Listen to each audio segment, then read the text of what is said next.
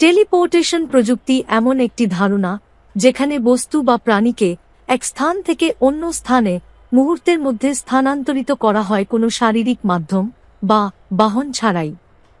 এটি মূলত বিজ্ঞান কল্পকাহিনীতে বহুল ব্যবহৃত হলেও কোয়ান্টাম মেকানিক্সে কোয়ান্টাম টেলিপোর্টেশন নামে একটি বাস্তব তত্ত্ব রয়েছে। টেলিপোর্টেশন সাধারণত দুটি পদ্ধতিতে সম্ভব। ১. শারীরিকভাবে কোনো বস্তুকে এক জায়গায় ভেঙে অন্য জায়গায়, যেমন বাসা থেকে স্কুলে, নতুন করে তৈরি করা। ২.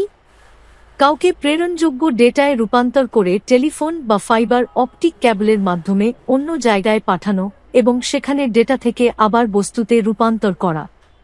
Quantum teleportation. কোয়ান্টাম টেলিপোর্টেশন হল এমন একটি পদ্ধতি যার মাধ্যমে একটি ফোটনের অবস্থা বা তথ্য এক স্থান থেকে অন্য স্থানে স্থানান্তর করা যায়, কিন্তু ফোটনটি নিজে ফিজিক্যালি স্থানান্তরিত হয় না। বিজ্ঞানীরা মনে করেন, কোয়ান্টাম যোগাযোগ ব্যবস্থায় কেউ ডেটা চুরি করার চেষ্টা করলে তা তাৎক্ষণিকভাবে ধরা পড়ে। এই প্রযুক্তি ভবিষ্যতে আর্থিক লেনদেন, প্রতিরক্ষা এবং গুরুত্বপূর্ণ ডেটা ব্যবস্থাপনায় বিপ্লব ঘটাতে পারে। টেলিপোর্টেশন নিয়ে বিজ্ঞানীদের কাজ। 1993 সালে চার্লস বেনেটের নেতৃত্বে আইবিএমের বিজ্ঞানীরা প্রমাণ করেন যে ইপিআর এক্সপেরিমেন্ট ব্যবহার করে কোনো বস্তুকে সশরীরে টেলিপোর্ট করা সম্ভব।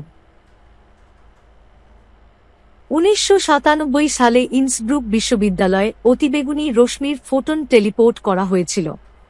2004 সালে ভিয়েনা বিশ্ববিদ্যালয়ের পদার্থবিদেরা ফাইবার অপটিক কেবল ব্যবহার করে 600 মিটার দূরত্বে আলোর কণা টেলিপোর্ট করতে সক্ষম হন।